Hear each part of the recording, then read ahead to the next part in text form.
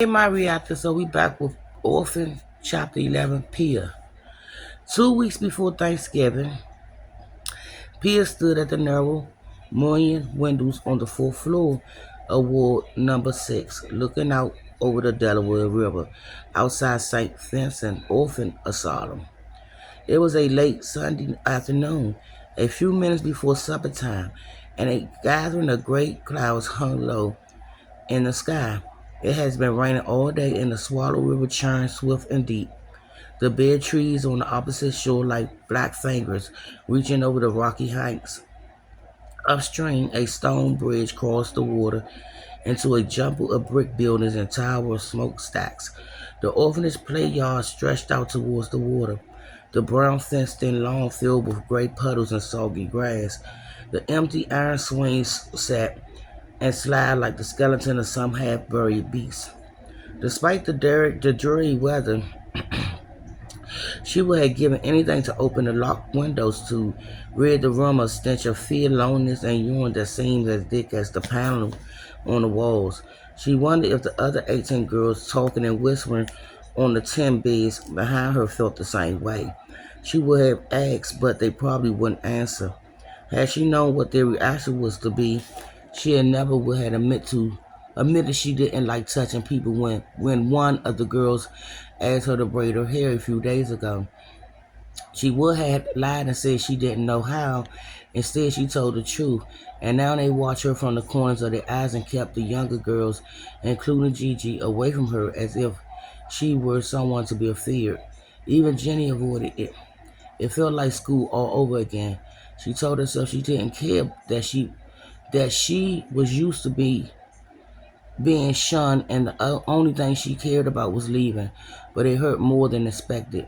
Maybe because they all had something in common, being unwillingly prisoners of this place, and she thought that it would make a difference, but she was wrong. Every day she wondered how many people were still dying in the city, and if Ollie, Max, and Vader were out there somewhere. She overheard the nuns talking about the end of the war a few days ago. How, despite the lingering threat of flu, thousands of Philadelphians had gathered around the replica of the Statue of Liberty on Broad Street to celebrate. Fear and the grief, Fear and grief had kept many people home, but those who attended stood shoulder to shoulder, most still wearing masks and cheered nonstop as flags flew from buildings and bands played. Since then, every time the ward door opened, and even though she knew it would have taken a miracle for him to find her in the orphanage, she prayed it was Vado coming home from the war.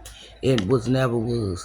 Like the rest of the girls, her days consist of making the beds and sweeping the floors, then prayer, meals, and work. Free times were spent in the fence yard or doing inclement weather in a large recreation room in the north wings.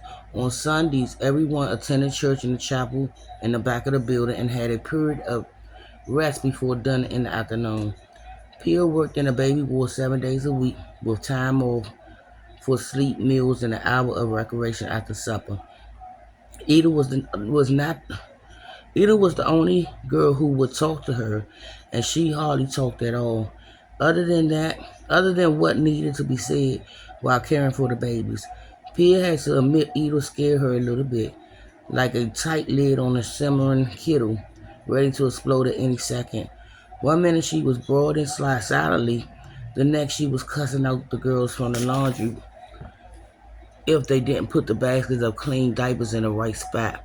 Pia didn't want to get on her bad side, so she kept quiet and worked hard.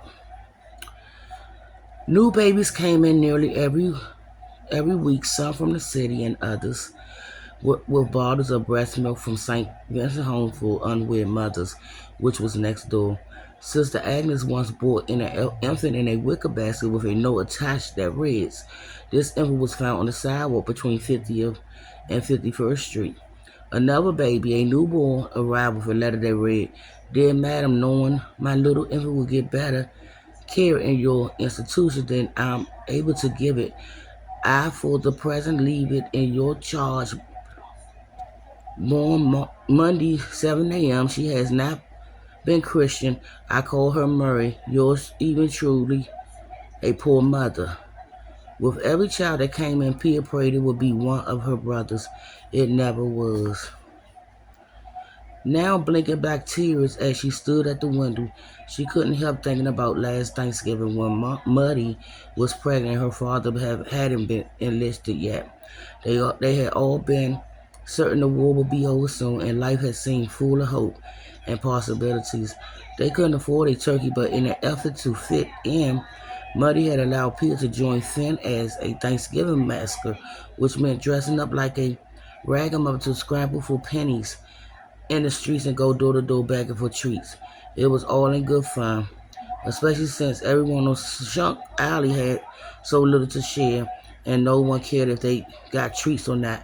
But she and Finn tossed newspaper confettis in the air and followed the other kids, some in paper masks or giant hands, others wearing mops on their head or their parents' oversized clothes.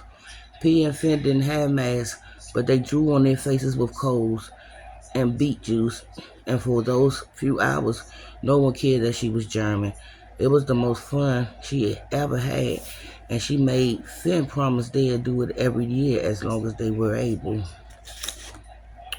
So I will be back to finish off this chapter. Oh, bye, Maria.